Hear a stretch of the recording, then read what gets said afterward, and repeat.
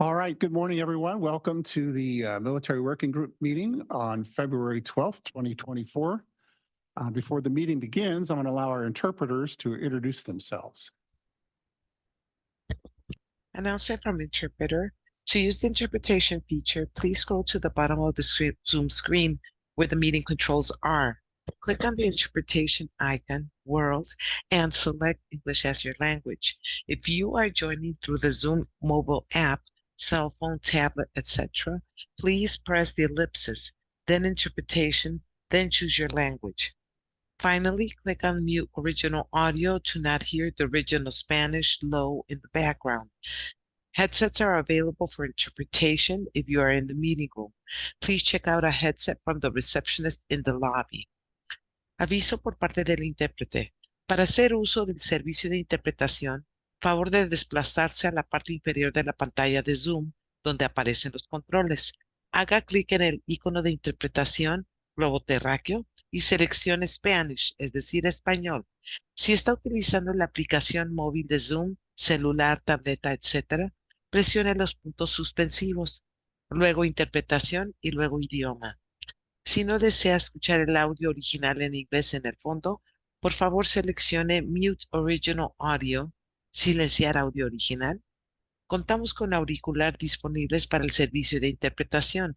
Si se encuentra en la sala de reunión, favor de pedir auriculares con la recepcionista en el vestíbulo.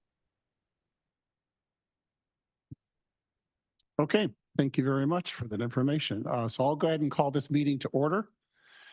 And my name is Deputy Mayor Steve Goebel from the city of El Cajon. I am privileged to be chair of this group, wonderful group of people. Before we begin, would you mind standing with me and saying the Pledge of Allegiance? And when we're done with the Pledge of Allegiance, please remain standing for a moment of silence in honor of the 5 fallen Marines that we had last week. I pledge allegiance to the flag of the United States of America and to the republic for which it stands, one nation, under God, indivisible, with liberty and justice for all.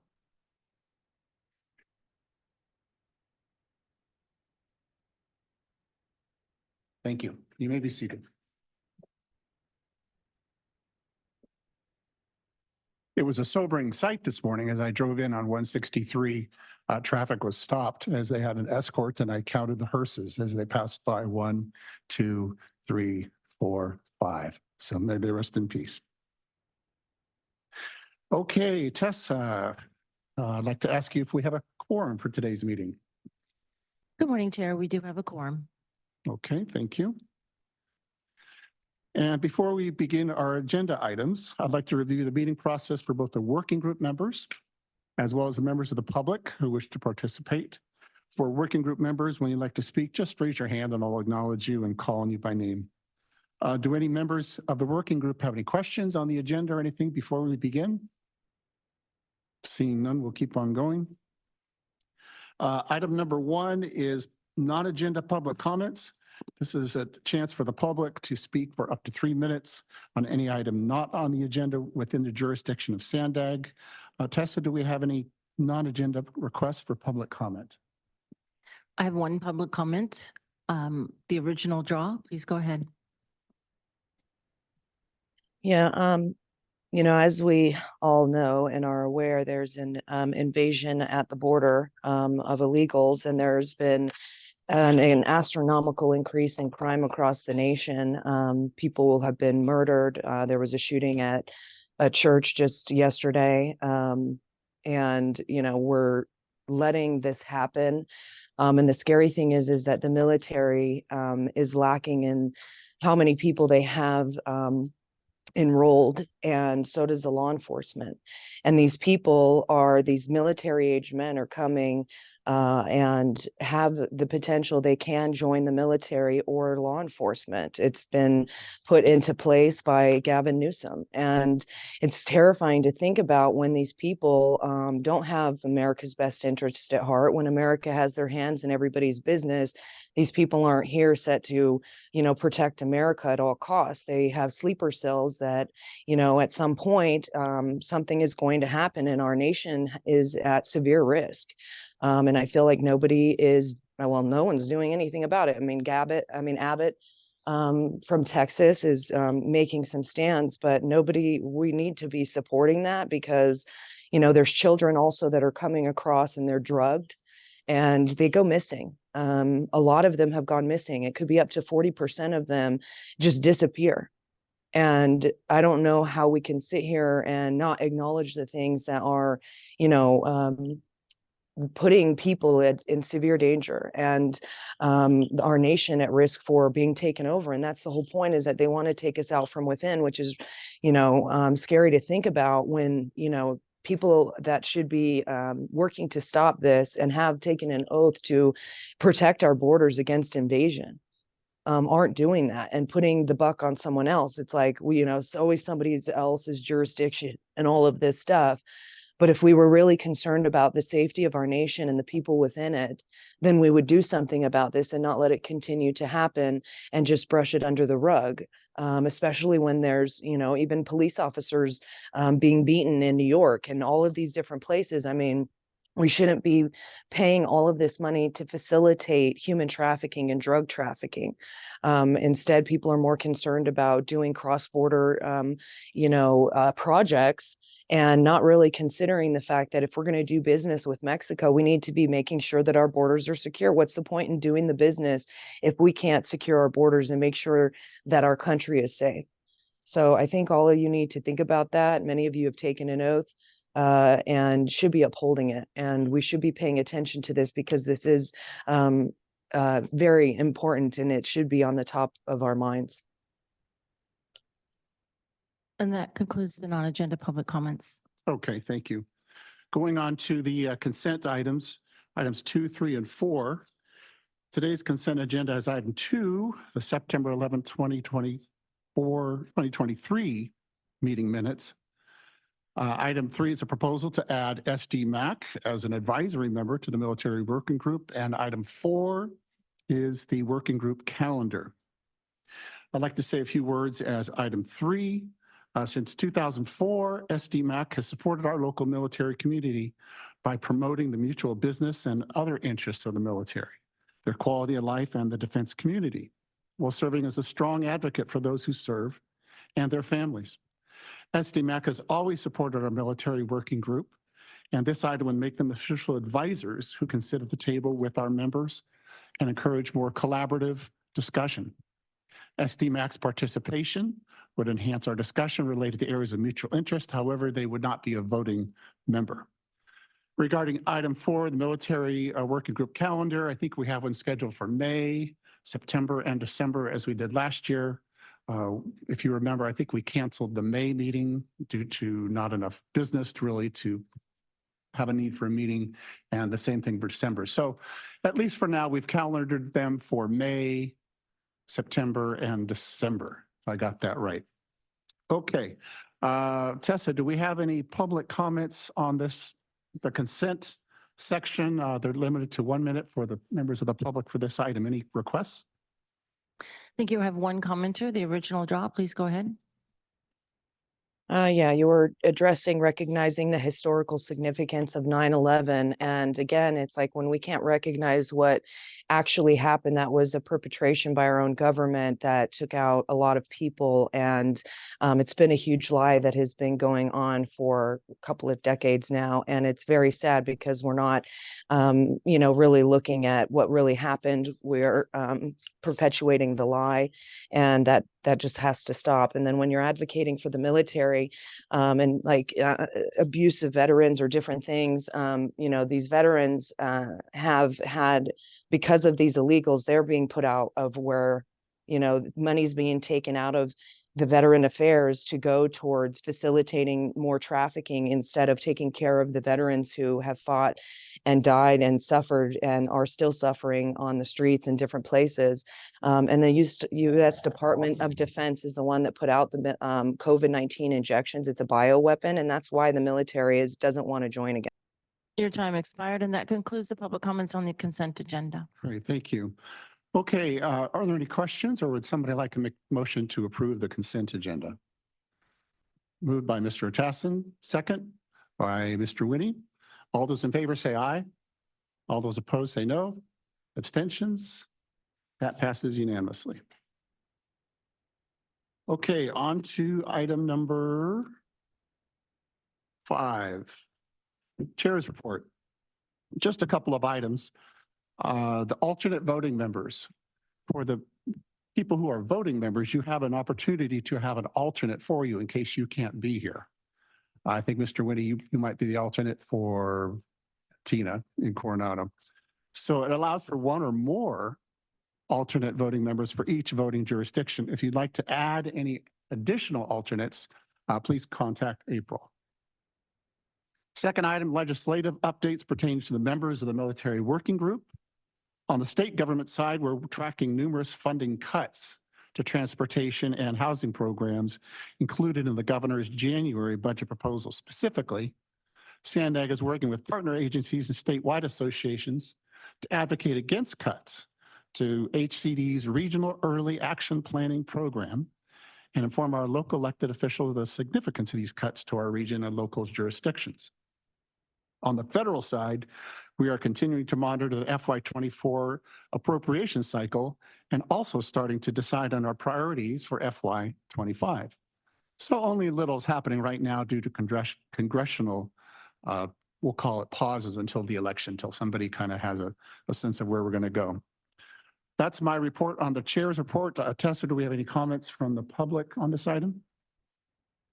Thank you. We have one public comment, the original draw. Please go ahead.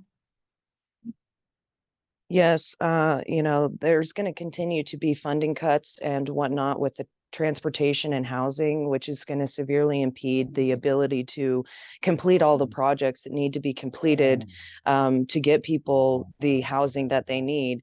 But everything that's being done with the transportation is basically where drivers are paying to get themselves out of their cars because you guys are using this money to de-incentivize driving and basically put in walking infrastructure and biking infrastructure and so that people can ride public transit.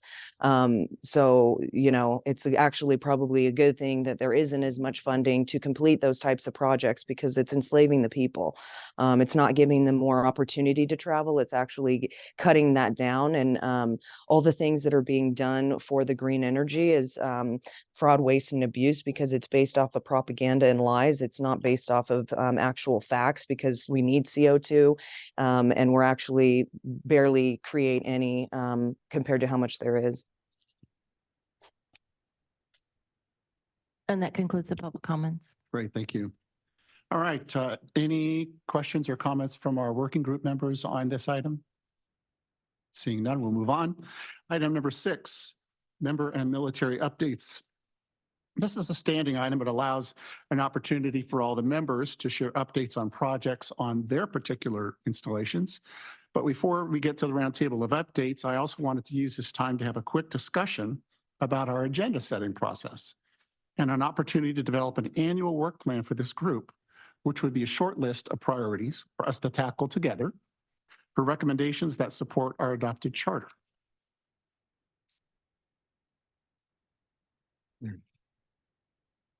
This past few months, along with members of SANDAG staff, I was very privileged to tour several of our bases, and I'm enthusiastic about the opportunities that we all do together. Common themes that we heard were the variety of trip patterns, which makes it difficult to get our military populations with traditional transit options. Civilian and military personnel that are accessing the bases reside throughout the county and beyond. Different shifts and schedules that don't ally with current transit operations and a lack of last mile options to connect them to nearby transit. So we know that's a challenge for many of our service members. We heard that some bases have had a lot of success with security clearance for shared mobility like Uber and Lyft, and others have still struggled to make that seamless transition.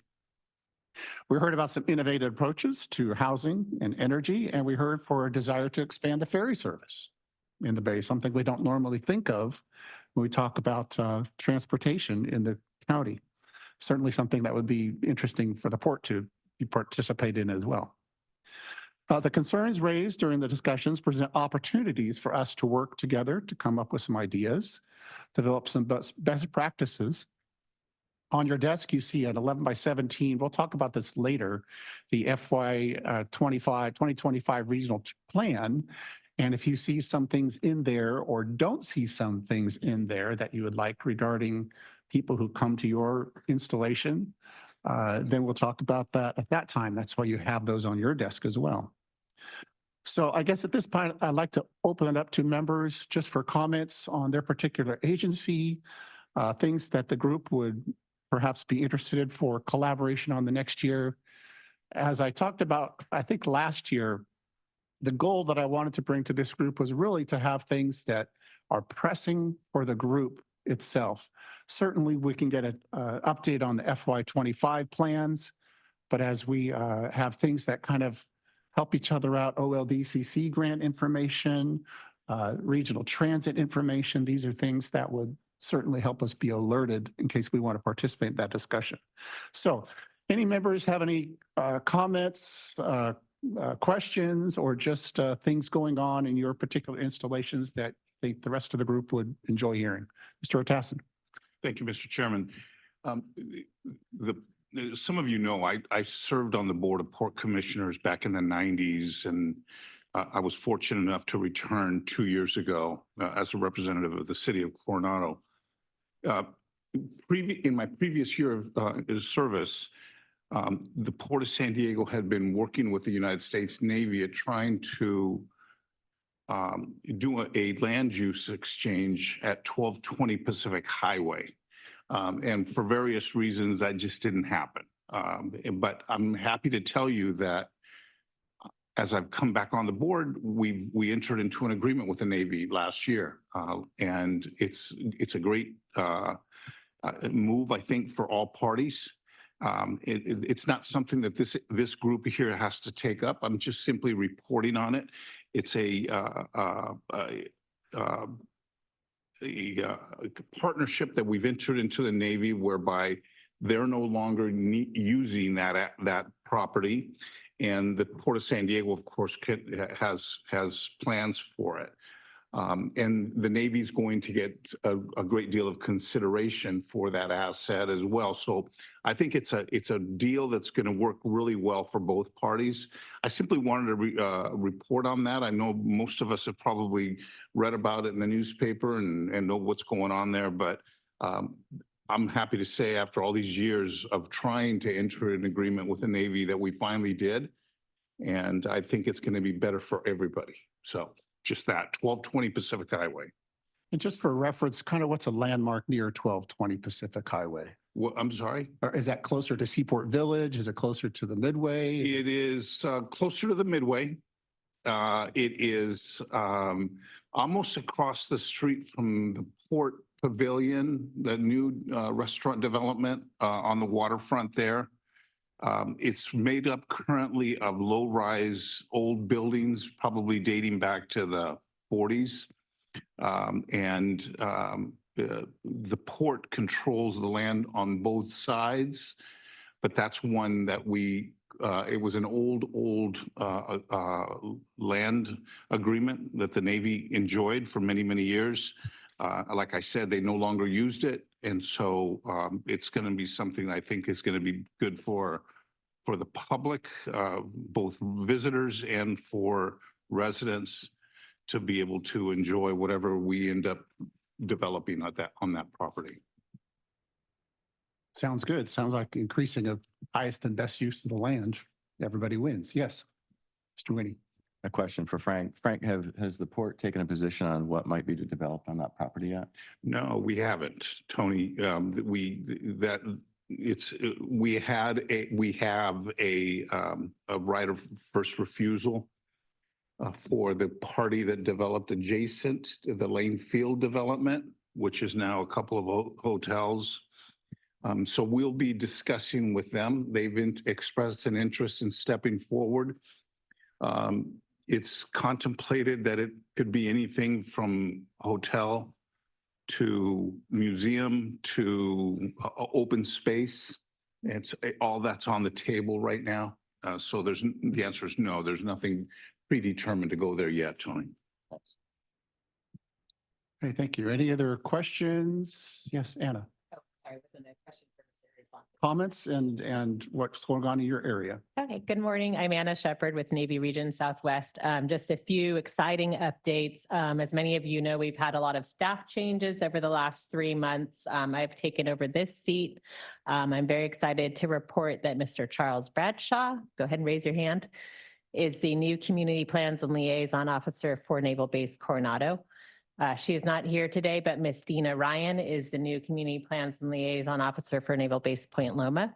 And in case you haven't met our other staff members, Ms. Muska Like is the Deputy Regional Community Plans and Liaison Officer. I think you're all familiar with her and her work. And then Ms. Lorena Cordova is our Community Partnership Program Analyst. So just wanted to make sure everyone had those introductions to our team. Another kind of exciting update in January, many people in this room worked together to submit a Sentinel landscape application on with Naval Base Coronado serving as the anchor installation. This is a proposed bay to border Sentinel landscape, which is a partnership between the Department of Defense, the Department of the Interior, and the U.S. Department of Agriculture. And the Port of San Diego and the California Coastal Conservancy were the kind of primary partners who did a lot of the heavy lifting to get that application in. But we had a huge number of partnerships associated with our application, including the members in this room. So thank you for the support on that. We're hoping to receive good news in April. And if we do, we will come back with a full report on that at the next military working group. The other item I wanted to just say was thank you so much, Chair Goebel, for visiting the 3 Navy installations last month. It was really great to have you on board. And I strongly recommend that if you haven't taken a tour of the bases recently, or if your staff members, if you have new staff members and they haven't taken a tour, strongly encourage reaching out to the community plans and liaison officers. I think it is really eye-opening if you have not been on a military base. And I do think it helps staff better understand our transportation requirements and our need to coordinate at the regional level. That's it for my comments. Thank you. Okay. Any other comments? What's going on in your areas? Yes, Mr. Whitty. Thank you. Just a few updates from the city of Coronado. So as some of you already know, the base commander, Newt Baum-McKissick, he just recently is moving on to a new position.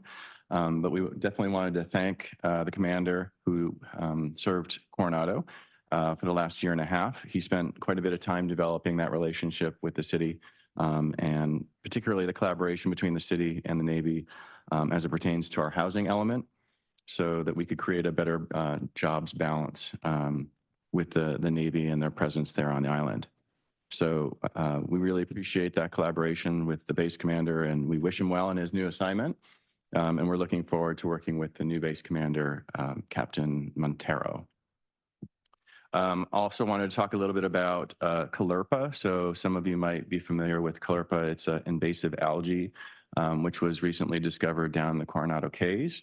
Unfortunately, the caulerpa looks like it has spread, and so we are working with a few different organizations to try and stem that spread of caulerpa in the bay. So you may or may not be familiar with caulerpa. I was not, certainly when I first became aware of this, but it's an algae that is sold in fish aquariums, and then sometimes it makes its way back into the bay when owners dump those aquariums in there. So unfortunately, the algae destroys the eelgrass in the bay, which also is habitat to a number of sensitive species in San Diego Bay. So we're working with a host of local resource agencies to try and stem the spread of the algae, which is led by the State Water Quality Control Board. And they're currently funding 2 state emergency grants to help us do that work. So both studies to look at the expanse of caulerpa in the bay and making sure that it's not heading into the marine wildlife refuge as well. So more to come on that, but hopefully we're able to eradicate the caulerpa that we found already. I did want to mention that our police chief, Chuck Kay, recently retired in December. So he's been with the city for over 5 years and came to us from the city of San Diego. And Chuck was an exceptional member of our executive team. Really enjoyed working with him. So we're sad to see him retire, but we do have the police chief position open right now for recruitment. And we have an interim chief in place whose name is Rick Martinez. So we're looking forward to getting that position filled soon. And then the last thing I wanted to mention was the recent storms that hit Coronado and other areas of San Diego. Coronado was certainly affected by the January 22nd storm, which unfortunately stalled out over Coronado and created quite a bit of damage locally.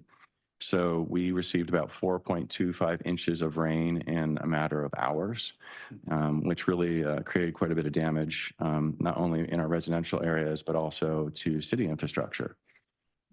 So the city was able to deliver over 10,000 free sandbags to our residents to try and prepare for the other storms that we had within the last week and a half, which is fantastic. But we encountered about $10 million in damage to city facilities and then millions more in damage to our residential areas. So unfortunately, some of these freak storms seem to be becoming more and more of a regular occurrence, but we're hopeful that that is not the case in Coronado going forward. But we just wanted to thank all of our public services staff and our police and fire for the response that they gave to those storms. And that's my report. Thanks. That storm was brutal to a lot of communities, and at MTS, the trolley maintenance facility, building C, building D. Beverly, you want to say anything about how many feet went into that thing and the wheeled truer machine? And Sure. Yeah, we at MTS, where MTS is located at 12th and Imperial, it's a very geographically low point in San Diego. So it's always one of the first areas to flood. And unfortunately, that's where our trolley facility is located. And where our trolley maintenance yard is, we have these pits where our maintenance people go into these pits to work underneath the trolleys. The trolleys roll onto these tracks inside of the facilities, and then the maintenance workers go underneath to work on the trolleys and the tour machines that essentially provide maintenance on the wheels to make sure that they are essentially straight on the tracks.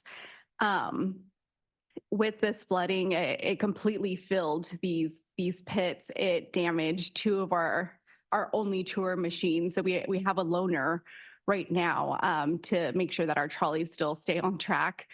But I believe the total that we have right now is over $22 million in damage to our facility. So that was just like in our facilities in downtown. I'm sure many of you are aware that our orange line was pretty much demolished, but that's under construction right now and should be back up and running soon. yeah, and in a humanitarian gesture, MTS staff waded through 4 feet of water to help homeless residents at the 16th and Newton homeless shelter to get to higher ground to safety. I think they ended up getting to the second story of the MTS parking garage where they were taken to hotels and things. And MTS staff created a chain because you don't know what you're walking on in that sense. You're walking on tracks and things like that. So definitely devastating. The algae problem, as if you didn't have enough to go on with the sewage issue. If the algae can eat the sewage and they can cancel each other out, that would be a win for everybody. We'll maybe get some scientists on something like that. Any other comments on what's going on in your installations? Jim. I got just a quick note on the storms. You know, MCRD San Diego is over 100 years old, so we have a lot of old buildings. I guess our most notable thing from the storms was a lot of buckets underneath leaky roofs. But the installation as a whole, other than some minor flooding, fared pretty well. Just outside of the installation, you know, talking about low points and flooding, Withery Street, which crosses underneath Pacific Highway right and leads into our gate 4 is a low point, and flooded, had to be a good 12 feet of water because it was up to about a foot from the overpass. So it and it's known to flood fairly often, but yeah, collected a lot of water there. Okay. But operations continue at MCRD. We're doing all right. All right, good to know. I just wanted to piggyback on that. Of course, our naval installations are all very low lying because they are near the water. All three sites did sustain a lot of damage from the storms. We're still calculating the costs of how much that was. We're all downstream, so that, working on our coastal resilience is very important to the long-term resilience of the three installations. So that we can better recover from storm events like this in the future. Over. Yeah, it was a tough one for sure. Attached to the agenda, and it's actually a link on the website, is, excuse me, a summary of our visits to the different base tours. Emily Doss prepared this. This is Emily's last meeting. Emily, would you stand up just so we can acknowledge you for your contributions to the military working group? Let's give her a hand. She prepared a very good, succinct summary of the bases that we visited. And so, Emily, thank you for not only this summary, but your contributions to the group as well. Okay, I think, let's see, before we move on to public comment on this item, are there any priorities that you would like to see us tackle as a group this year? I know it's kind of a last minute, haven't had a chance to ponder this, but anything that you say, hey, I wish we could get more information on, or I'd like to be able to connect with. Okay, I'm not seeing anything. Anna, go ahead. I was hoping someone else would say something first. Okay. I think, we did a lot of work with SANDAG on the military installation resilience reports a couple of years ago through some grants with the Office of Local Defense Community Cooperation, which we're going to be receiving a presentation from shortly. But I'd like to put some of the recommendations in those reports as priorities for our work program. And going back to my comments about the storms, I think it is really important for us all to be working towards better coastal resilience. It's good for our member agencies and it's good for the Navy. So I'd like to prioritize that from my perspective. And then just better linking our military data into SANDAG's planning. We have some kind of challenges getting our employee data into the modeling and to get it accurately reflected in the regional transportation plan. And that's for a variety of reasons. It's very difficult to pull the numbers from DoD on our populations, and we're very transient. But we are a huge component of San Diego and a huge component of the number of commuters in the region. And so in order to have effective transportation planning, our numbers need to be counted. So I would like that to be a priority on how our employee numbers can be better incorporated into our local and regional planning processes. Timely as we're putting together the 2025 plan. Yes, thank you. Okay. Good information. And along the way, if some of you think of something that you'd like to get included in the 2025 plan, you can go ahead and email April and she'll be the point of contact. Yes, Tony. Question to follow up on Anna's comment. The resiliency reports that were previously developed, are those available online, or could we get emailed a copy of that report? I think that'd be really helpful for those of us who weren't here for that original work. I can email it to you. Great, thank you. The city of Coronado was a strong participant in those studies, and we actually stole from your plans quite a bit. So. Then it's going to be a great report to read, I'm sure. Okay, if we don't have any more comments, why don't we take public comment on this item? Tessa, do we have any requests for public comment? I have one public commenter, the original draw. Please go ahead. Yeah, it would behoove you guys to understand that these storms are not natural. They're man-made. They're seeding the clouds. It's called Sawpaw. There's also Ebb Cape that is going on above our skies that's causing these torrential downpours, or atmospheric rivers, as they're calling them. So it's not natural. There's something that could be done because it's happening to us, not just because of nature. So, and they put heavy metals in the clouds to make more rain and fill up the reservoirs. But the problem too is that the infrastructure was never taken care of, and that's negligence on part of the county and all the people that were supposed to keep that up. So that you should be looking into that, and I'll send you guys an email regarding the SAWPA so you can understand what I'm talking about. But this port area that you're talking about, I don't think a hotel, museums, or open space is going to benefit the public, but public housing would. People need housing now, and if we have a space to do it, that's what that land should be filled with, because it will help the community. If it ever got built, it would. And that concludes the public comments on this item. Okay, great. Thank you. All right, let's go on to item number 7, the SDMAC 2023 Economic Impact Report. SDMAC publishes an economic impact report annually, and these reports are utilized throughout the region to highlight the impact of military dollars on the San Diego region. I'm sure they're significant. We are happy to have SDMAC advocate for our military and continuously promote the value that our military, veterans, and their families have on San Diego's economy. The 2023 MEIL report is a product of the strong relationship between SDMAC and the UC San Diego School of Radio Management. Looks like we're going to hear a review of the report from Dr. Michael Meyer from UCSD and Mark Balmert from SDMAC. Who's up first? We'll do this as a joint. Sounds good. The floor is yours.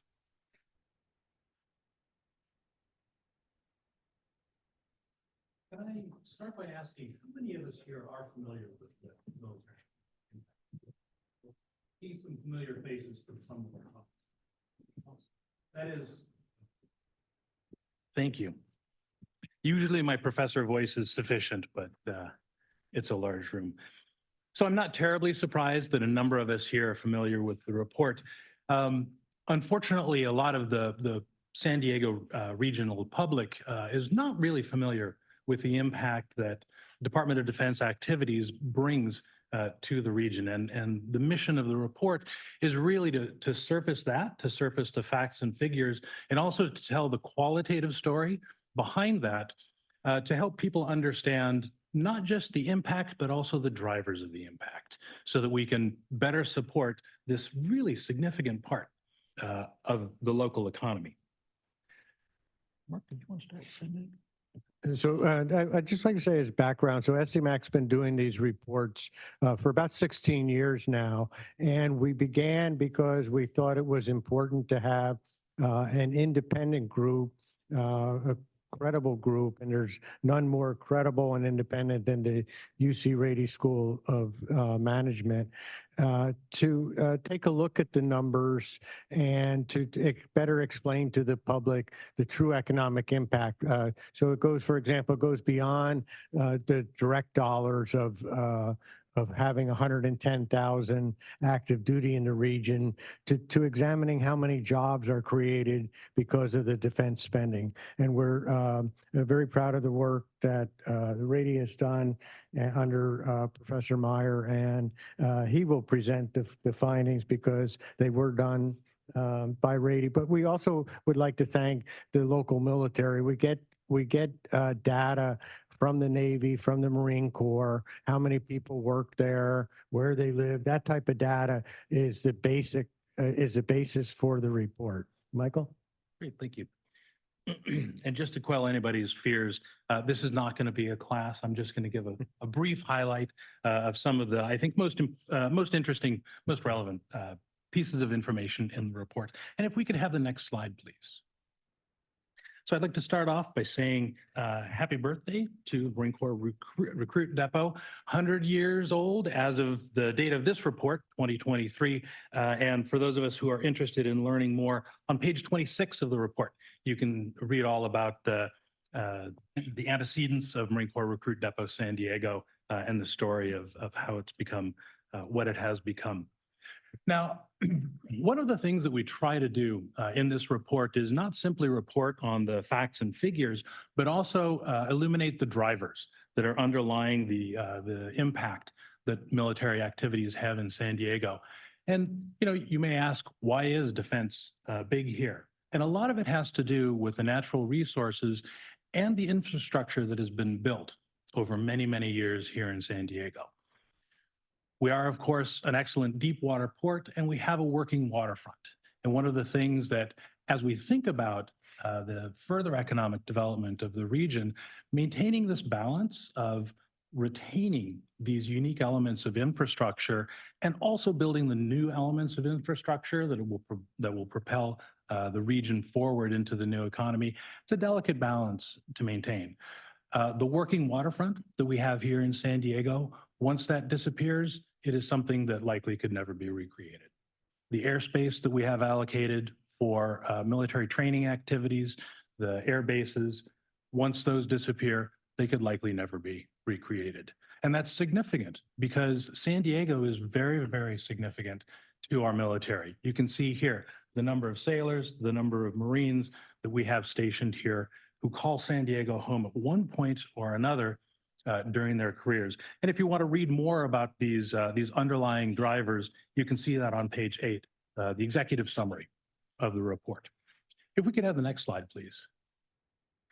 So these are the top line numbers that everybody is always interested in seeing. $36.1 billion of direct spending contributed to our regional economy, 354,000 jobs created, and a net contribution to the gross regional product of San Diego, $56.4 billion, nearly 1/4 of the economy here in San Diego.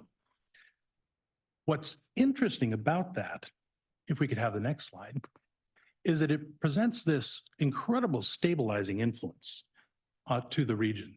We started, UC San Diego started originating this report about 4 years ago, and we had an interesting opportunity to see the stabilizing impact during the recession that was presented by the pandemic.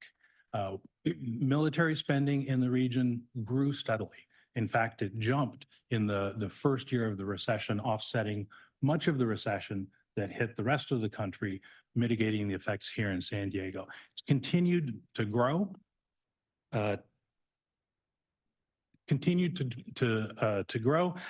and we can look at the various elements of that in page 13 and the successive pages of the report.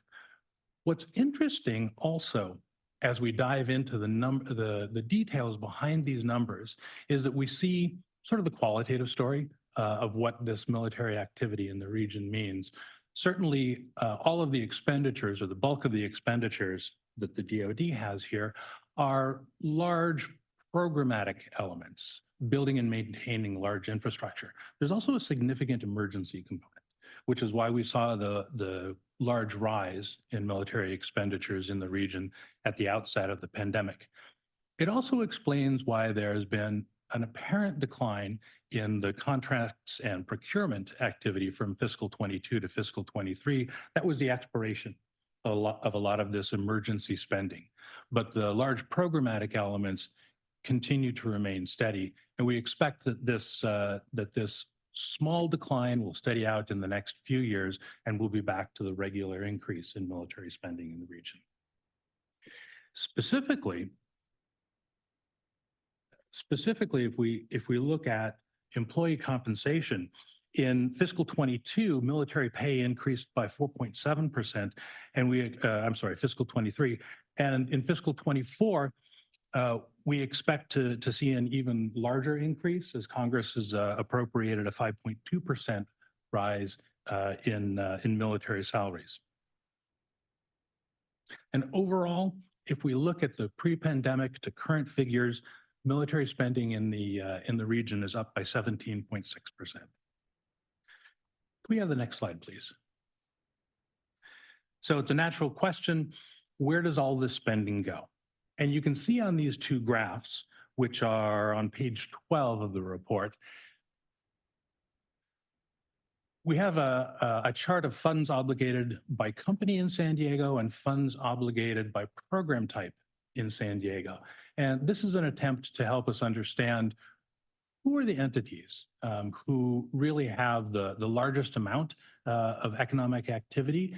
And it's interesting to note that the top 19 companies, defense contractors in the region, account for about 2/3 of the DoD spending in the region. The remaining 1/3 is shared among 1,700 local companies. And that's a direct result of the Department of Defense's focus on supporting local small and medium enterprises.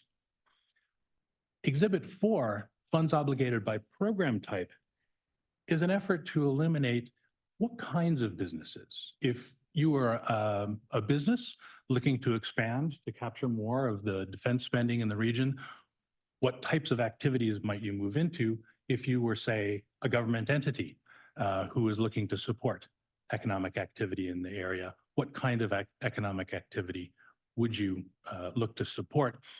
And if we look at these categorizations, we can see the impact of having this working waterfront here in San Diego. Cargo and tanker vessels, non-nuclear ship repair being number 1 and number 3 of the largest sectors. And then we can see the impact of the knowledge working economy in many of the other sectors. Could we have the next slide, please? Also looking to illuminate some of the drivers that may not first come to mind when we think about military economic impact. The defense innovation economy is large here in San Diego. And that draws upon this unique infrastructure we have here in San Diego, the educational institutions that we have, not just the University of California, which of course I think is probably the leading academic institution here, but all of our brothers and sisters, as well as a large amount of civilian research. Nearly $500 million in research and development funding here in fiscal 22. And we can see what some of that represents. You know, we think a lot about drones and high-tech computer equipment, but we largely don't think of things like the autonomous ocean-going vehicles, which are this really unique combination of the high-tech infrastructure that we have here and the heavy industry infrastructure that we have here. There are very few places in the world that can actually successfully develop, build, field, and test these autonomous ocean-going vessels. San Diego is one of those few. In fact, San Diego has been designated the West Coast Concentration Center for autonomous ocean-going vehicles in the Navy's development plans. If we could have the next slide, please. Mark, you want to please? Sure. So we also asked for some help from the Marines and Navy on how they see the future in terms of growth, because that tends to be so the numbers tend to be a little bit overwhelming when you look at it and trying to bring it into context of what it really means. And what we want you to take away is we see, and with the Navy's help, a continued growth. We see we tend to benefit in our region from newer ships and aircraft coming here before they go other places in the country, whether that's the F-35 or the DDG-1000 or autonomous vessels and drones coming here. So we see that continued growth in our region. And then back to the professor's numbers where you saw you know, maybe a third or so of the money comes in through compensation and maybe an equal amount through contracts, that if contracts even just hold their own, that the pay raises we see, that's a big increase in our region. So we know that, you know, what a third or so of the defense spending here goes for compensation, and that's going to see a 5.2% increase just in the pay part, in the housing part allowance, which is significant, probably even more than that. So we would project that the defense spending continues to see good, strong growth in the future. So we hope that this has been interesting and helpful to you. From my perspective, of course, this is a continuation of the university's mission to create new knowledge and to share it with our region, our community, as is most helpful. And actually, did you want to? Yeah, sure. If I could just mention a couple other things. So our report, this report has become a leading report, not just for our region, not just for our state, but actually across the country. The state of California also puts out a defense and aerospace annual report that is similar to ours, but it looks across the state. And if you review that report, you'll see that California is a good defense state, but that most of California benefit from defense is in our region here. And then you can just see some numbers across the state of the benefits and tax monies that come in and other ways that the state benefits. And then there may be one more kind of a, yeah. So we produce other reports. So the annual economic report is our main one we do with the Rady School. Just recently, we put out a report on the impact from the NAVWAR headquarters, since it's in the focus now as they get ready to do a complete redevelopment of that 70 acres there. And we were able to see about almost 19,000 jobs, good paying jobs tied to just that one headquarters, with over $3 billion coming into the region. So we know there's a lot of community interest in how that property will be redeveloped, and we're trying to do our part and keep the community informed of the economic impact from NAVWAR as well. Next, please. Yeah, and then again, all of our reports are up on our website, www.sdmac.org. And if your other organizations, commands would be interested in having us come and present or dig deeper into any of that, please just let us know. We'd be happy to come and do that. Okay, Dr. Meyer, Mr. Ballmer, thank you for your presentation. Before we get to member comments or questions, let's hear if we have any requests from the public to speak. Thank you, Chair. I have one public commenter, the original draw. Please go ahead. Yeah, it's kind of scary to hear you talk about this autonomous ocean going vehicles, especially if we're talking. I'm not sure what those would necessarily be used for, but whenever we're getting into the autonomous stuff and AI, it leaves us susceptible to be, to have something happen where somebody could take over this ship and, send it wherever they want, make it a bomb or, something. I just, the more we give up to AI and all of this technology, it puts us in a dangerous place from hackers and different things, and nothing is totally secure. Everything is hackable, no matter how much people want to say that it's not, or that it's secure and that nothing is going to happen. We should really just be mindful of going down that road and leaving, things into the hands of like some artificial intelligence that potentially will one day want to take over the human race. So it sounds crazy, but this is negligent. And that concludes the public comments. Okay, thank you. Any member comments, questions? We'll start with Jim and we'll go right down the line. Just a quick question, Dr. Meyer. One of your earlier slides had something that reflected total retirement and BA benefits were going down modestly over the years. So each year a decrease. Do you know what the driver is for that? So I can't say with certainty. There are a couple of elements that are combining. One is that simply the population of available retirees is declining. That's a knock-on effect of the drawdown that we had in the 80s and 90s. There is another factor that California is not perceived to be tax-friendly to retirees.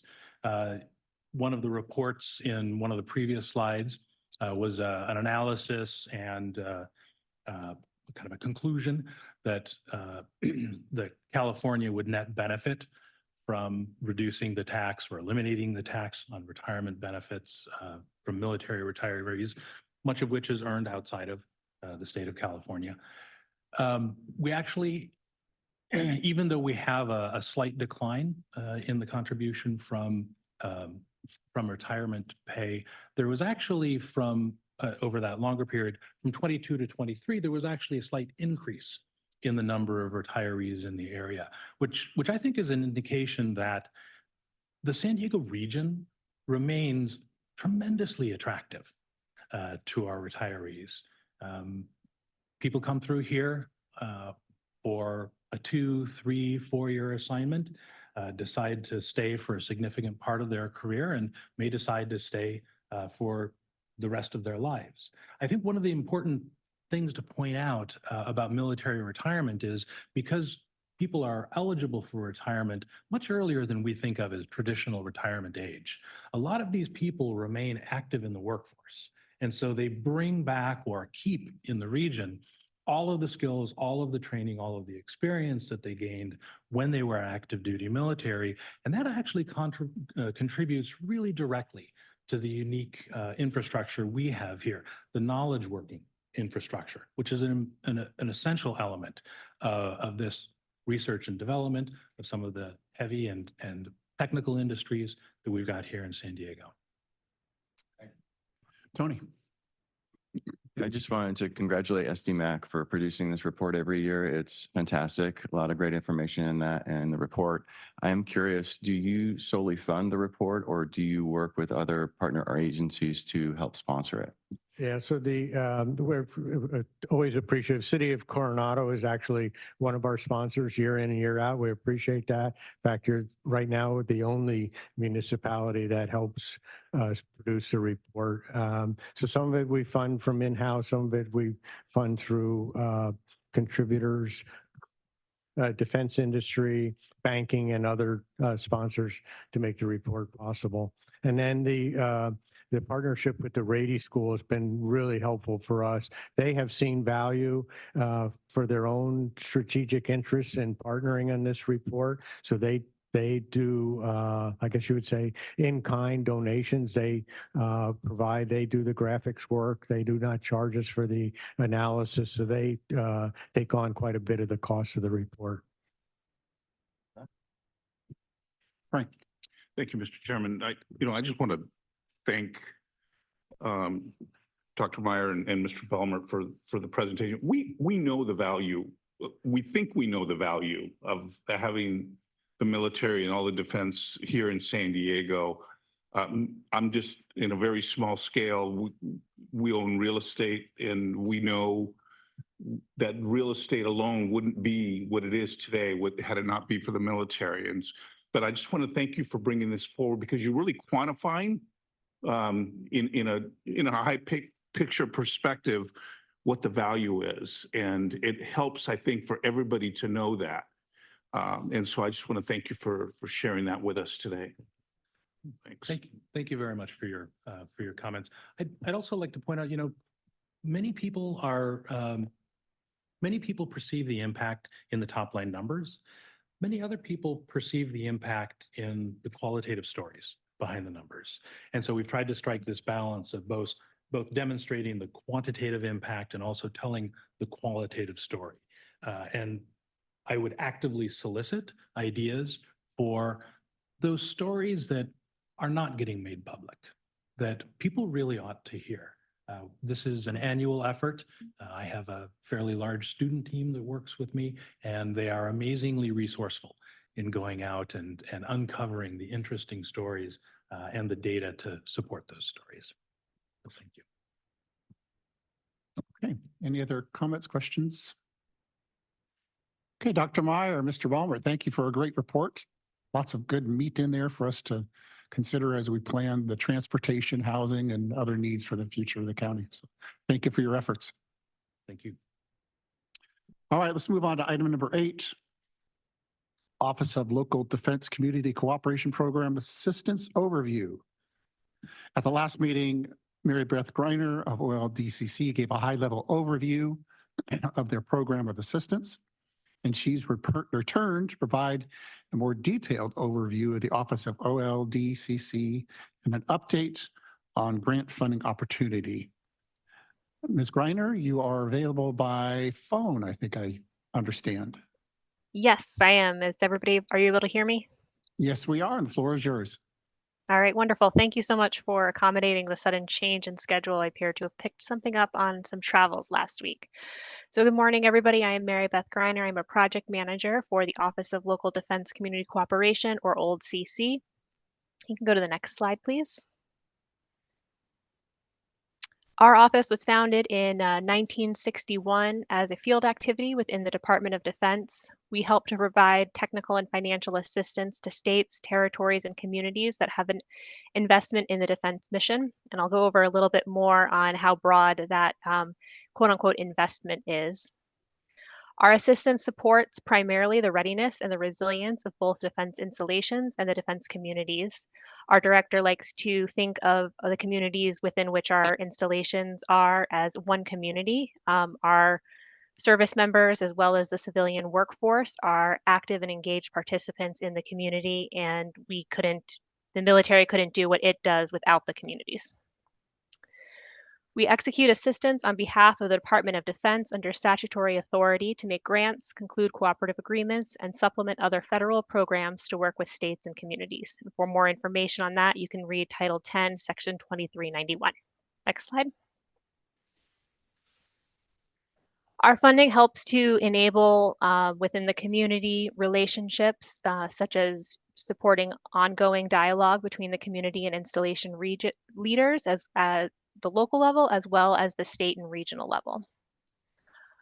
We're also able to support assessments such as compatibility studies, installation resilience studies, and tabletop exercises, all three of which may be of mind right now, given some of the recent events with the weather situation. We also are able to support planning activities with recommendations on assessments and studies. So it's definitely something to keep in mind as you all think about your FY25 work plan. We can help with developing the action plans to carry out some of the recommendations that come from a previous study. There have been a number of studies in San Diego. So as Anna mentioned, as we think about the FY25 work plan, we can start to look at how to work on some of the actions plans stepping forward. And then we can also work on helping to support some design work for construction projects as well. As you think about all of the different assessments and planning aspects, we're also able to kind of help prioritize some of the prioritization of that so that you don't have to be trying to finish everything all at once. We can help you figure out which needs would bring the greatest benefit soonest, and kind of how to organize your applications. And that's kind of what I'm here for as your project manager. Next slide.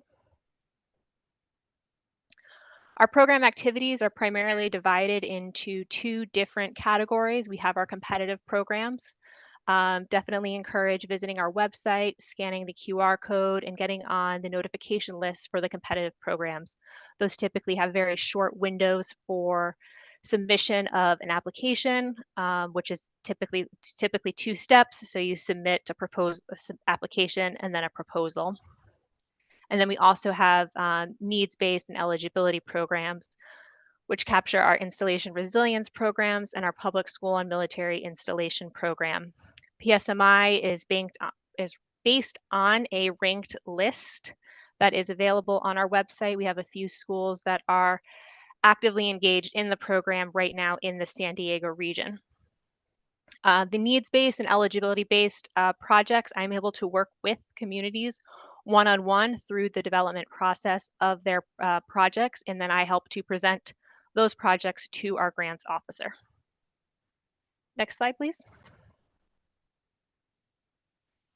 This is a very quick high-level overview of the various program activities listed on the previous slide.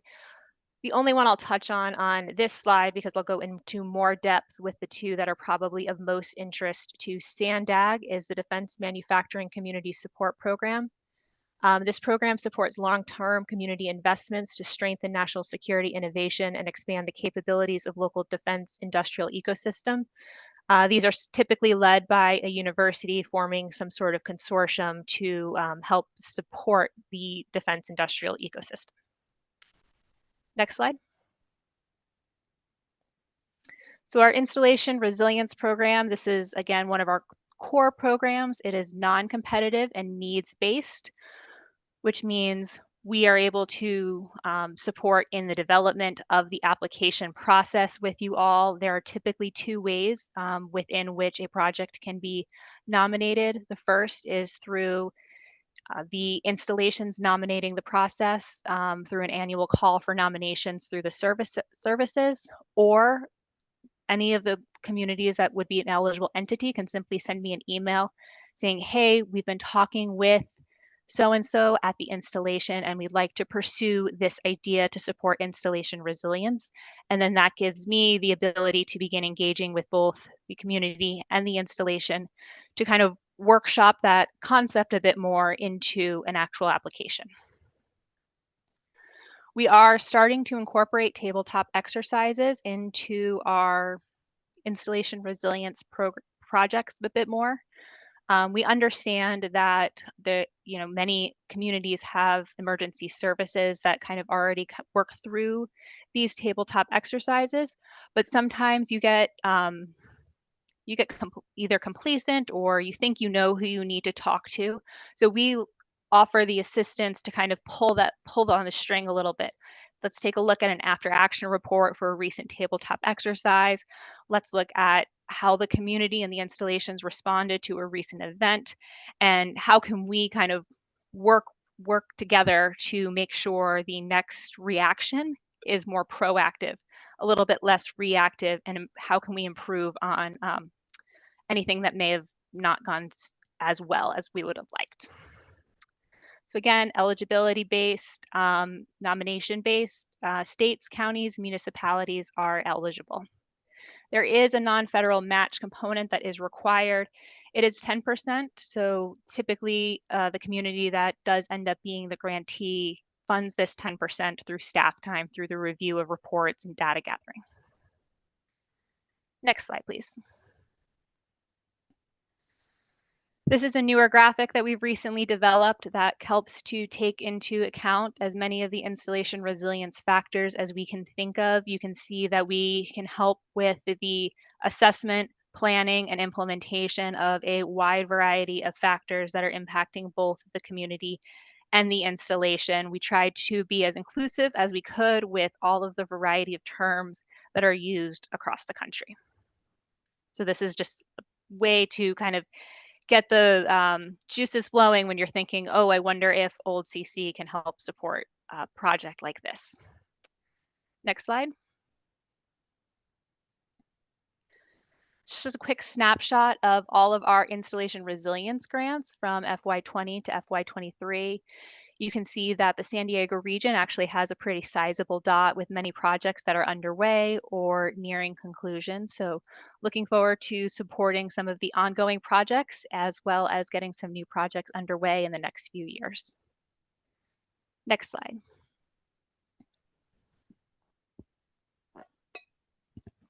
Excuse me. The next program that would probably be of greatest interest to the members of the military working group is our Defense Community Infrastructure Program. This is one of our competitive programs, and it helps to address deficiencies in community infrastructure outside the fence line or on land that is leased to support the military installation. There is a grading criteria, so we look at how does the project enhance military value, how does it support cadet training at covered educational facilities? How does it support installation resilience? And how may it support the military family quality of life?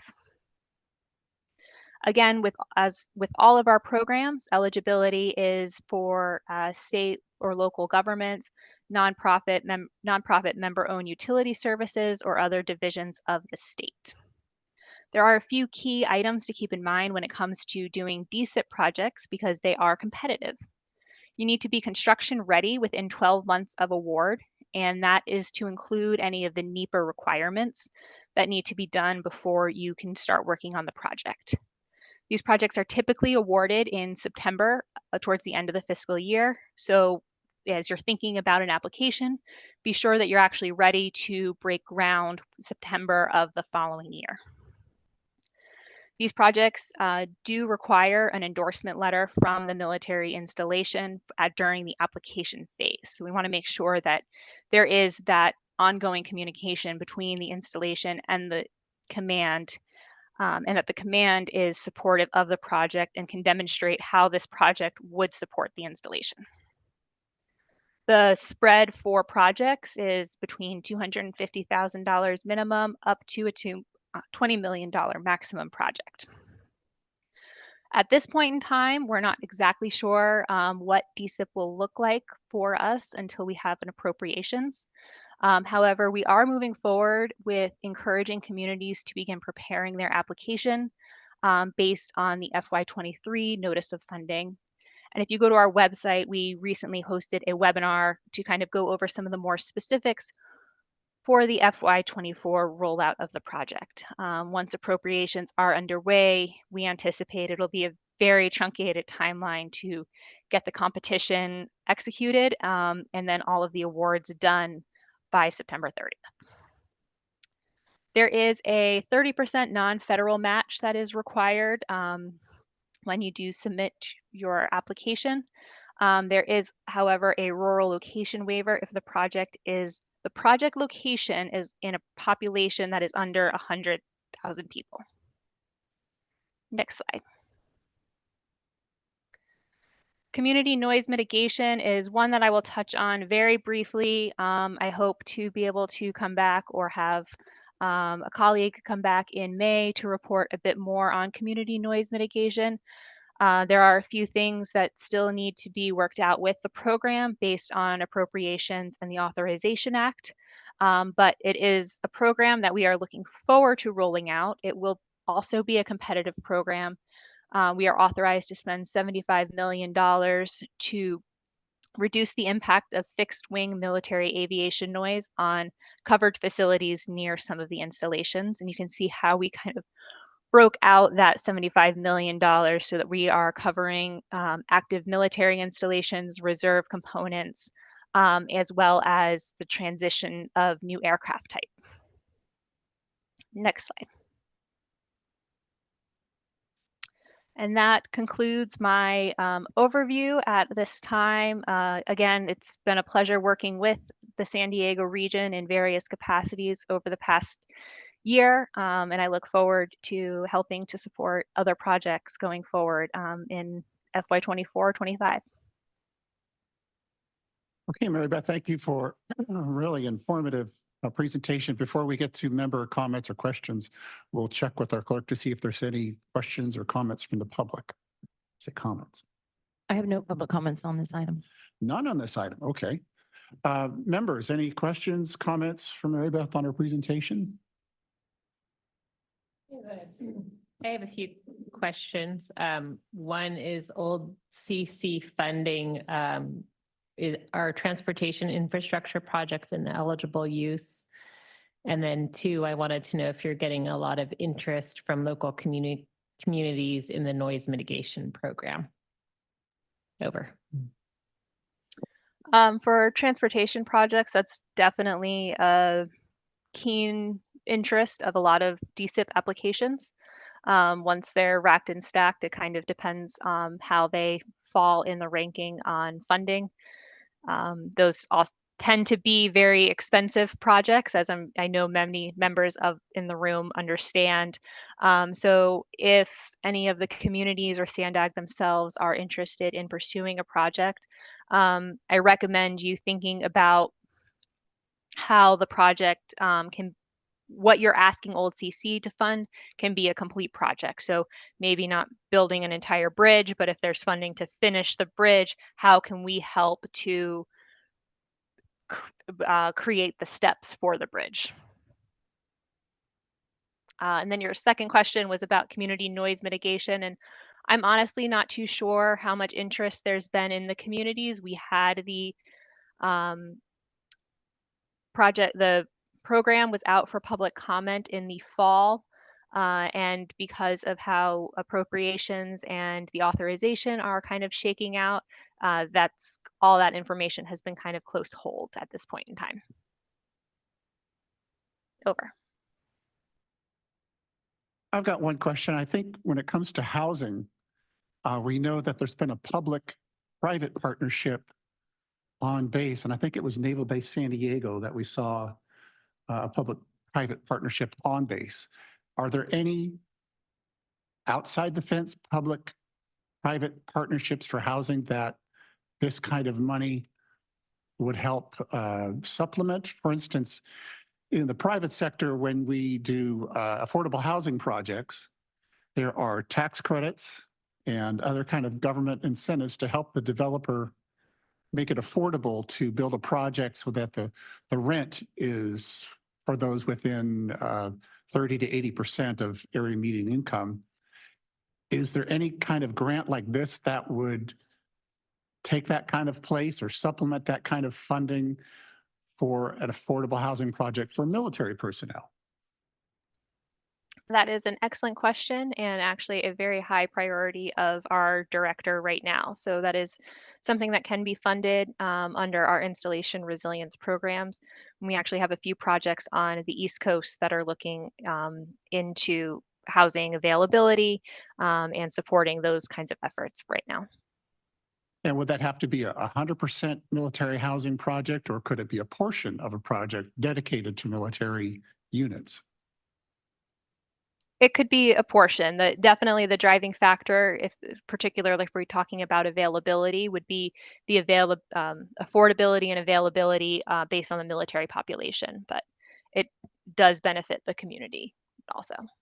That's very good information to know, because there are lots of opportunities for transit-oriented development and things that could use. We need to find places for our military. If we're anticipating a 7% increase from our SDMAC presentation in the workforce, we're going to find a need for more housing for these people. So certainly any place that we can find housing for those who serve our country in a resilience kind of a way that keeps our mission going is an important use of funds. So good information. Thank you, Mary Beth. Any other questions or comments from members? Yes. I had a question regarding the community noise mitigation program. Just to clarify, that does not include other kinds of noise mitigation, say live fire exercises with artillery? Correct. At this time, it's only for fixed wing. There may be some changes pending the appropriations and authorization to incorporate rotary wing, but not yet for live fire. Okay, thank you. Okay, Mary Beth, thank you for the information. Oh, sorry, one more comment. Yes. Sorry, I have Beverly. questions. This is Beverly Neff with MTS. I was just wondering if a project that I had in mind would qualify for this and what entity would need to take the lead on the application. There's a fairly new training complex on the Silver Strand, and we've received several requests to provide bus service to this new Navy base. We cannot currently do so because the Silver Strand essentially is a freeway. We can't just be dropping passengers off on a freeway. So we need essentially bus stops to be installed. This would include an ADA compliant sidewalk, safe crosswalks, and potentially some signal modifications at that intersection. If we were to pursue this project, one, is this project something that would qualify for one of these funding opportunities, and which entity would need to take the lead on the application, considering that this would be service to the Navy base, but I believe is within the city of Coronado, but I believe is Caltrans right of way. Yes, if you could just answer whether or not a project like that would qualify and what entity would need to be the lead applicant. That does sound like it would be an eligible project, and the actual lead applicant can be fluid. So it could be the city of Coronado, Caltrans, or MTS. Any one of those three agencies can simply send me an email inquiring about the project further. To further elevate the project, it would be helpful when the call for nominations comes out, if Anna can work that with her community planning liaison officer at Coronado to make sure it also comes up through the Navy chain. So we're kind of hitting demonstrating the interest from both sides. Okay, thank you. Okay, any other comments, questions? Okay, Mary Beth, thank you. You know what? We appreciate you having the answers. Instead of saying, I don't know, I'll have to find out for you and get back to you. You are the answer person. So we appreciate very helpful information. Thank you for your presentation. Okay, going on to item number 9, the 2025 Regional Plan Overview. Danielle Coachman, Manager of Strategic Partnerships, is going to join us to provide the update on the regional plan. Remember, the regional plan is something that really is driven a lot by state and federal mandates to reduce greenhouse gases. It's not necessarily always a local wish list. It's constrained somewhat by federal and state mandates. So if you remember that as we go through this process. And Danielle, the floor is yours. Thank you so much. So good morning and thank you for having me. As Chair Goebel mentioned, I'm Danielle Coachman. I'm the Manager of Strategic Partnerships. My group here at SANDAG, we work in the planning department. We do a lot of work on the regional plan, but we do a lot of other things too, looking at different ways that we can innovate around project delivery and create new and innovative partnerships as well. And so recently, April, this is why we're saying goodbye to Emily today, but April moved on to my team and a couple of her functions as well. And so you'll see a lot more of me, for better or worse. So this morning, I'm going to talk about the regional plan, the initial concept, which we first presented to the Board of Directors 2.5 weeks ago.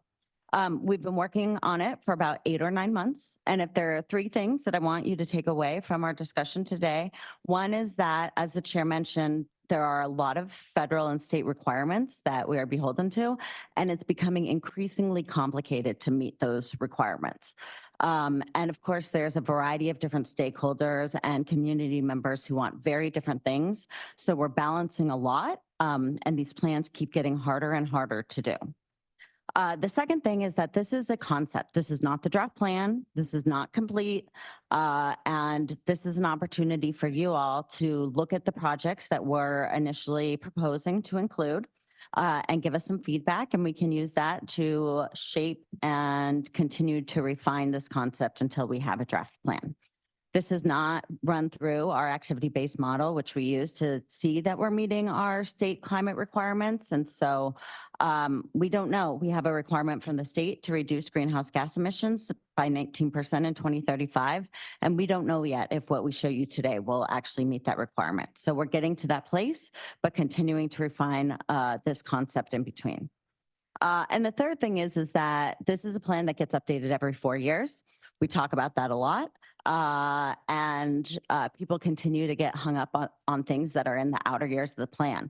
But those are all things that, you know, with our next update of the plan could change. And so, you know, I always think it's the most important to focus on the first 10 years of the plan and what's in there, because those are the projects that we're going to be working on now. Does this work? Yeah. All right, so let's see how much animation there is. So this slide outlines our process for getting to the initial concept. We start with our prior adopted regional plan, which was adopted in December of 2021. And then we look at all the data that we used to inform that plan, and we look at updates based on, you know, updates to those data sets, new data sets that we can look at. And, you know, we really began there with, you know, what do we understand about travel patterns and what's changing? We also go out and get a lot of input at that time. We go to our board. We've had a lot of workshops with our board of directors, which I know some of you all have participated in. And we also have had working group, big workshops with a bunch of different working groups, and we've done a bunch of one-off discussions like this as well. And finally, we use our community input as well. We have both in-person and virtual opportunities to receive feedback.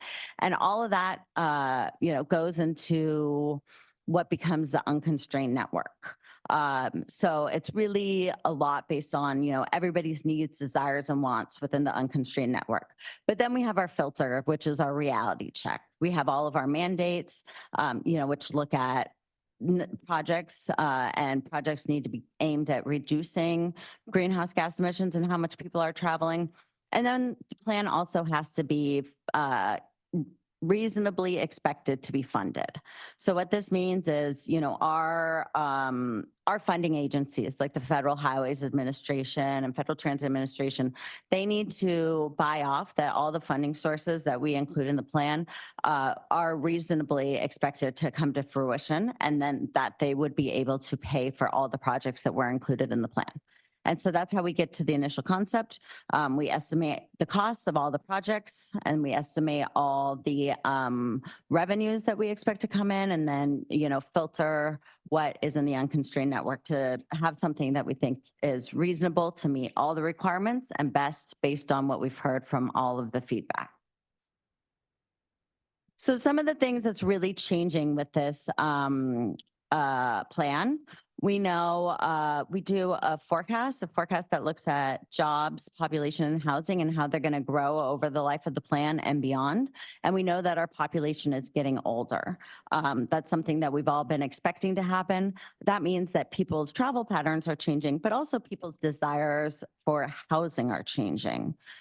Less, kind of multi-generational housing as we move towards a future with an older population. And so thinking about what our housing stock looks like now, what it might need to look like in 2060 to meet our region's population, we want to begin to plan for that. We also know that the world is changing. We know that in previous plans, commute patterns were a huge part of the plan. Where do people live? Where do they work? Is that still important? Yes, it is. We also know that people aren't necessarily commuting regularly every day anymore. We have a lot of people that are working a hybrid schedule, like SANDAG. We work a few days a week from home. And then on those days, we know that people don't actually drive less. Based on all the data we've collected, on those days, people tend to make more trips during the day. They'll run to the grocery store at lunch. And so we are seeing, just as much travel when we have people working from home, but different types of travel. So travel that isn't as predictable and is more challenging to, accommodate with services, transit services. And finally, our technical requirements are changing. We have the Air Resources Board, the California Air Resources Board, who sets our greenhouse gas emissions reduction target for the state. They have already increased our goal once from 16 to 19%. They're going to do it again. And they're also looking at, letting some of the stuff we used to be able to round. So if we had like 18.7%, that counted towards 19. They have told us that they are not going to accept rounding anymore. And we're also seeing more requirements around greenhouse gas emissions from the federal government too. And they care about different years. The state cares about 2035. The federal government has different years that they're asking for us to demonstrate that we'll meet targets. So really, really complicated, as I mentioned, and we've been working really hard to hopefully put together a good plan that makes people happy given all the constraints. So this slide really outlines some of the coordination that we've done to really understand what the needs are of our different stakeholders. We had some very, very large working group workshops, which I hope many of you participated in, where we had all of our different working groups get together to discuss what was important to go in the plan. We've also had workshops with our board members and workshops with our tribal transportation and technical working groups. And so those have been really, really productive. We did originally schedule to have one more to talk about this draft concept that was supposed to be in a few weeks, but decided instead to, do our kind of final engagement and feedback around the draft plan in these kind of smaller, more intimate settings. And so today we have an opportunity for you to let us know, what you like and what you don't like in the plan. And you can follow up. Apparently April was volunteered by the chair to receive all the emails with your comments. I heard that earlier and I was like, okay, but you can email me as well if you think of stuff after the meeting that you want to convey to us. And so For the public, we did a robust engagement as well. We had sub-regional workshops in the different areas of town. I participated in the one in City Heights. There were 5 others as well. We got some really good feedback there. We had about 2,400 participants. We also had a social pinpoint site, which was really successful online. And so what you were able to do was go into our little online portal and actually mark stuff on a map to show, where you can make your own comments pinned to a particular location. So you could propose, a transit route, for example, that you thought was good, or point out an area where you thought congestion was, problematic, particularly problematic. Also, we did a bunch of pop-up tablings as well. So at different events where there were opportunities for us to be out there and here, there was about 45 of those where we had SANDAG staff participating at a table. All right, and so what did we hear? Just like every year, too much traffic. We see a lot of peak period congestion, particularly, and people want us to figure out ways that we can reduce congestion and improve their travel times. People also wanted public transit to be faster and more frequent and more convenient, getting them to where they need to go and then, not having to wait too long for the next bus to come. Microtransit was really popular. You can see that neighborhood electric vehicle on the top right-hand side that's called Go Side. That is in Oceanside. We also have the Fred downtown. Microtransit can be larger vehicles as well, but it's really that on-demand type of service where you can, call people from an app and go straight from where you are to your location. And so we found that people were really interested in that, both for some really short community travel, but also to help get them to more public transit. People were also really interested into streamlining the connections between different types of transportation. So making sure that it's easy to go from a bike to a bus or from a car to a train and making those kinds of transitions seamless. And finally, looking at improving safety for our bicyclists and walkers. This is something that comes up frequently and often. We have a Vision Zero program that we're working on. And this plan, there was a desire to look at how we could really eliminate those dangers to people that are walking and biking in our environment. All right, so this map has a lot, and you can't read it, and you have handouts. The handouts should have the sub-regional maps that are zoomed in. But I just am showing you this to note that, we have the projects indicated here that are, according to the plan, will be built by 2035. And then in dotted lines, you can see that between 2036 and 2050. This was also an attachment to the agenda, but we're going to run through some of the projects that we thought, were most impactful to the military installations in the region as we discuss the different regions. So in the northern subregion, you should have a handout for this one. You can see a variety of projects. There are new expanded managed lanes on the 78, so we would be adding capacity with a managed lane, one in each direction. This is something that the community felt really strongly about. We do not have a lot of new lanes in the plan in general. It's something that the state has really come out against through a variety of legislation and executive orders.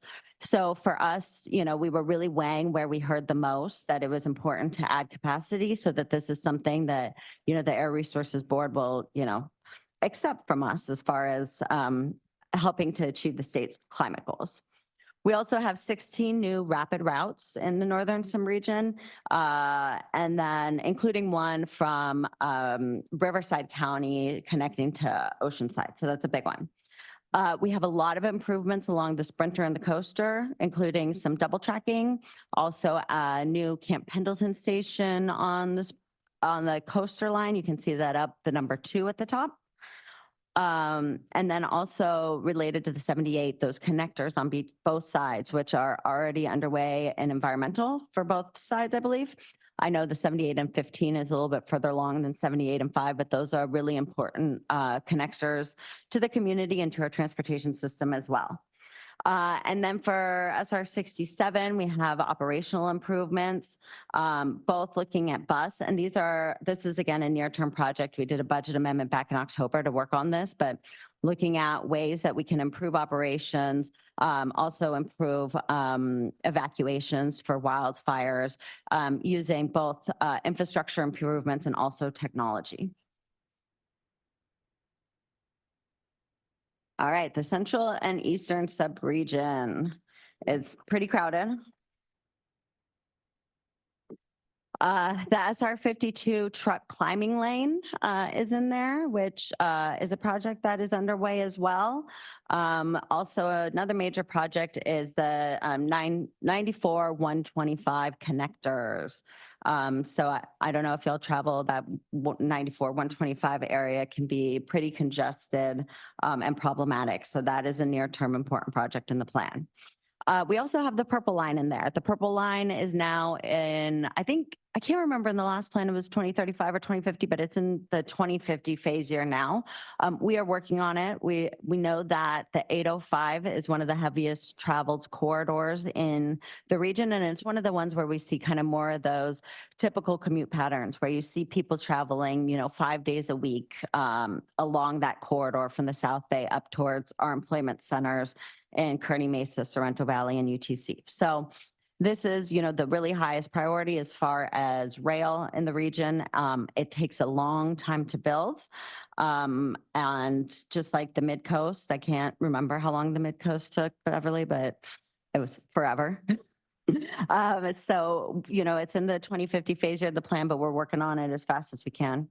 We also have 14 more flexible fleet services, some that are, being kicked off now, like in Southeast San Diego. We recently were awarded a grant from the state. And we know many of our partners are working on, their own flex fleets as well, like the city of Coronado. It's something that they're pursuing. We have, through our last budget amendment, increased funding that SANDAG will have for pilots to help get some of these projects started. And so we will be working through a program to distribute some of these funds out to the jurisdictions in the coming year, 1 year. It's kind of our timeline for starting to get those funds out. And so seeing, how we can bring different partners to the table to, really provide a variety of transportation options. All right, and now the southern portion of the county, we again have new flexible fleet services, which you can see in those purple dots. We have in Priolo Beach, Chula Vista, over San Ysidro by the border region, so quite a few there.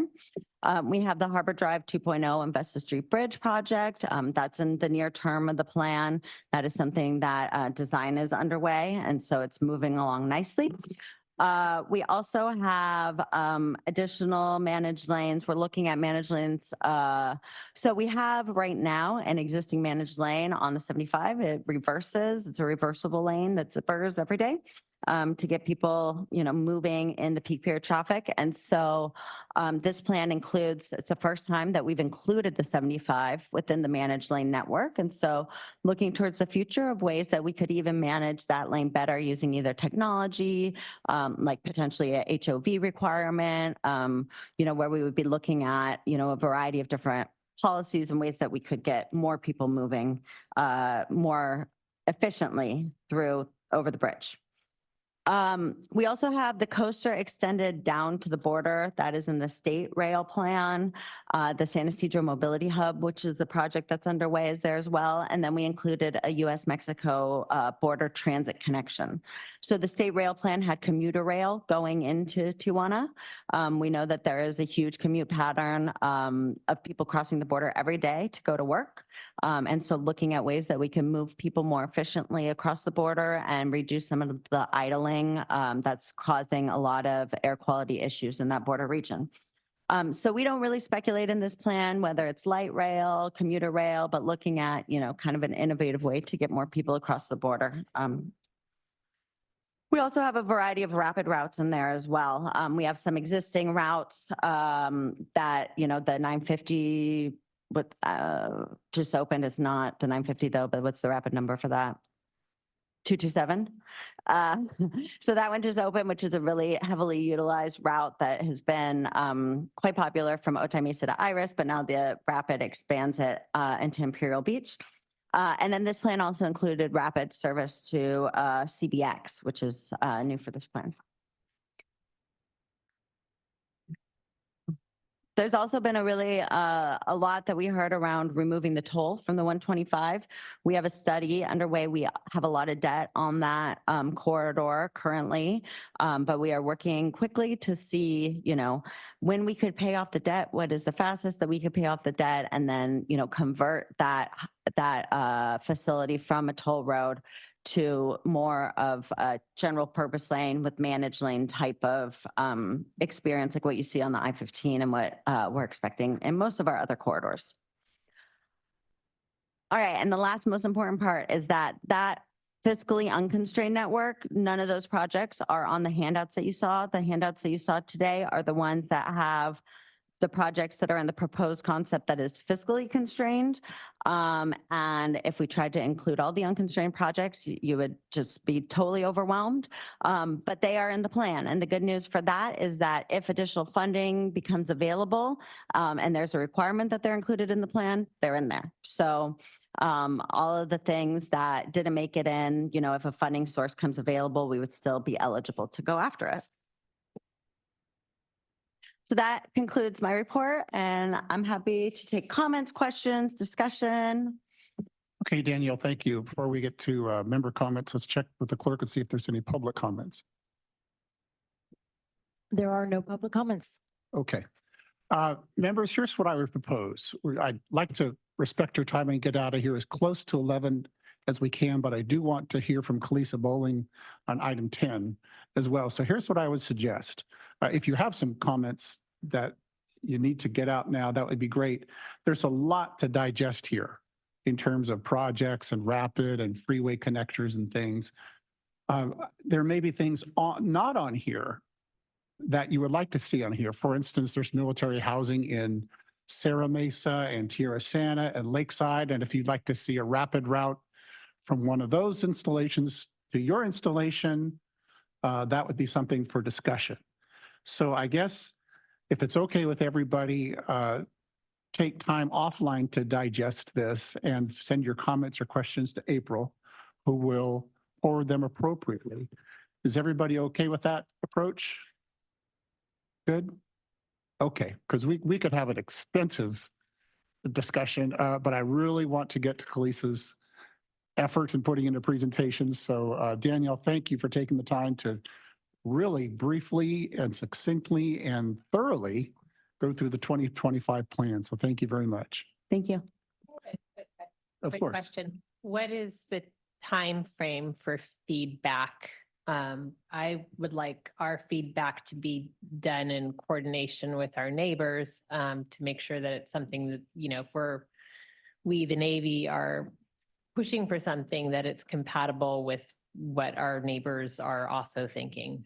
So I would hope that Naval Base Coronado would coordinate with City of Coronado in its feedback. What is the time frame?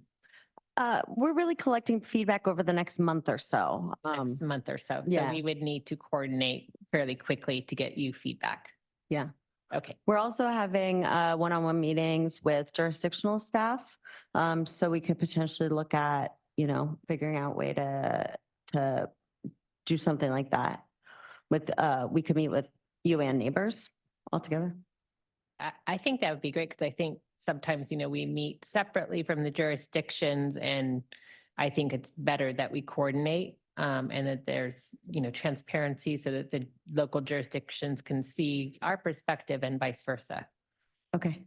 Thank you. Good. All right. Thank you. Item 10 is SANDAG Employer Commuter Program Overview while Kalisa's getting set up here. And I think, folks, we'll maybe get out of here at 11:05 or 11:10. I'll commit to 11:10 at the latest. Are everybody good with that? Okay, thank you. Sustainable Transportation Services is the Transportation Demand Management Program for the San Diego region. And Kalisa Bowling is here to tell us about that program. Kalisa, the floor is yours. All right. Good morning, everyone. I know we're nearing the end here, so I do appreciate your attention and for including me in today's meeting. I see some familiar faces and some new ones. But again, my name is Kalisa Bowling, and I'm a regional planner on our mobility team, and I'm here to tell you about our employer commuter program. So this program is part of our Sustainable Transportation Services, previously known as iCommute. You might be familiar with that term. So this employer commuter program, we work with over 200 employers throughout the region, including the military. So you guys have worked with us for many, many years of this program. And this is a voluntary program for employers to participate in. So we offer free services and programs to try to encourage sustainable commute choices like transit, biking, walking, carpool, vanpool, teleworking. So overall, we're trying to reduce the number of people that are driving alone to work. So when we work with employers, we start by surveying the employees to try to understand their travel behavior. And then we're able to offer supportive materials to try to engage people into our programs and our services. So the last time we did a survey with the Navy was in 2018. The Coast Guard was in 2019, and we have not yet done a survey with the Marines. So this is something on the horizon that we're hoping we're able to survey, the groups, because what this survey is able to provide us with is we can understand where people are coming from, which is very helpful as we think about carpools and van pools.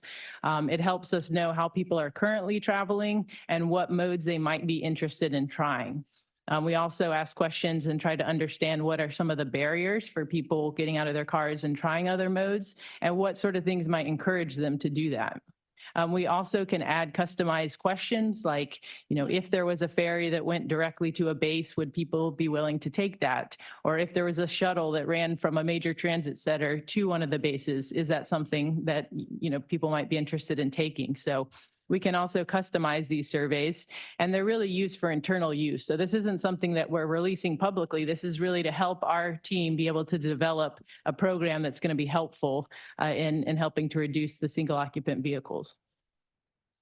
So I'm going to go into a little detail on each of these different commuting services as kind of a summary slide we'll skip over. So our first program is our Tri-Transit program, where we give free transit for a month. And we also help with route planning assistance and get people set up with the Pronto card. So the military, as you may know, has the Transportation Incentive Program, which is great because this offers free transit for people that want to commute by transit 50% of the time. So people can start with doing our Tri-Transit program. We can help them get set up and figure out what their route's going to be, and then they can transition into signing up for the TIP program and continue with free transit, which is great. The TIP program also contributes to Vanpool, which I'm going to talk about next. So Vanpool is a program that's good for people who are traveling 20 or more miles, and this is for 5 or more people. And they receive from our SANDAG program $600, up to $600 per month towards the lease of a vehicle. And military employees also get an additional $300 subsidy through the TIP program, which I just mentioned. So this makes it a very low-cost option and can be a great resource for people that are traveling 20 plus miles. So looking at the military van pools, we actually have the most van pools coming from the military within this program. So 135 van pools in the military, with the most coming from Coronado, and then Naval Base San Diego, Camp Pendleton, and Miramar. So these are the top numbers. Unfortunately, due to COVID, we have seen a drop overall in the program. So it's gone down, and the graph's hard to see, but it's gone down significantly. And we have seen about a 56% reduction among the military van pools. So that's something that we're going to really be working with you to rebuild, is to get more people taking advantage of this great resource and joining a van pool. So we've done some targeted advertisement on some of the bases. We've been, movie theaters and gyms, high frequented areas where there's a lot of traffic, to try to bring back the awareness around this program. We also have our bike encouragement program. So we have bike parking at 65 different transit locations throughout the county. We have an online regional bike map that's a great resource for people to plan their bike routes. We have free bike education classes, which I know a number of the bases have had these classes on site. These can be virtual or, again, on site. We also offer them to schools as well as employers. And we have a guaranteed ride home program. So this is a great program a lot of people don't know about. People can sign up, and once a part of this program, if they ever get stranded at work due to an emergency or a carpool or van pool is not available, then they can take a taxi, an Uber, a Lyft, and get reimbursed up to $100 3 times per year. So this is a great program. We also have 2 annual campaigns, our Bike Anywhere Day campaign, and you can see there in the picture, this is Naval Base San Diego with a pit stop for people riding to work on that day. We'll be having this day again on May 16th. So this is something for the military to continue to stay involved in, encouraging people to bike to work, or if people are working from home, they can bike anywhere that they're going on that day. We also have a Clean Air Day campaign in the fall, so that's going to be in October. And again, it's another opportunity to try to encourage people to take that step with getting out of their cars and trying a more sustainable transportation mode on that day. We also offer webinars and in-person networking events, allowing employers to learn from one another as far as what type of programming at their sites are working well. We also offer webinars with content related to commuting that can be helpful. So we always send these out and invite everybody to participate. And lastly, there's some familiar faces in that picture. We have our Diamond Awards. So again, as I was saying, the military's been involved in our program for a very long time, and we thank you for your participation. So we have the Diamond Awards, which recognizes employers who are working to support their employees with a more sustainable commute. So employers get points based on the programs and amenities that they offer their employees, also for taking part in commuter activities, like I mentioned, throughout the year. And then also with the actual reduction that we see of the single occupant vehicle use, which is measured through the surveys. So I know I kind of flew through it all, but I wanted to be mindful of everybody's time. So I'll stop there. My contact information is on the slide, and I'm also happy to take questions now if there's time. Excellent presentation. Thank you. Before we get to the members, let's check with our clerk, see if there's any public comment. There are no public comments. Okay, let's go back to slide 12, if you would, the Guaranteed Ride Home program. Specifically, would this be something that our military members could take advantage of? And what's You're going to do it. Okay, got it. Sorry. what's the what's a qualifying event? What do you have to do to qualify for this? Are you talking about for the Guaranteed Ride Home? Yes. Yeah. So all you have to do is go onto our website and just sign up. So anybody can sign up. And you just have to be, there's really no qualifiers except that you sign up ahead of time. And then if you, in an event of an emergency, then you would just submit your receipt for the, trip that you had to take, and then you're reimbursed for that. So it's just a good, a lot of people are worried, maybe their parents, or, they're worried, what if my kid gets sick at school, or, what if something happens and I have to get there? We just find that it's a challenge that prevents a lot of people from trying an alternative. So this is set up to help overcome that challenge. And is this a finite bucket of money that once the funds are done, it's gone? And yeah, it is a finite, but it's really underutilized right now. So that's why we're trying to get, with a lot of these, programs and services, they're really underutilized. So we want to try to get the word out there and let people know about this because there is limited funds, but it's definitely underutilized at this point. I think our military members would especially be interested because you never know what comes up, and certainly would be helpful. It says taxi, rideshare would be Uber and Lyft included, right? Correct. Mm-hmm. Okay, that's wonderful. Okay, let me open up to any other members' comments or questions on our presentation. No? Okay. Lisa, thanks. That was great information. All right. Thank you. Thanks for having me. Thank you.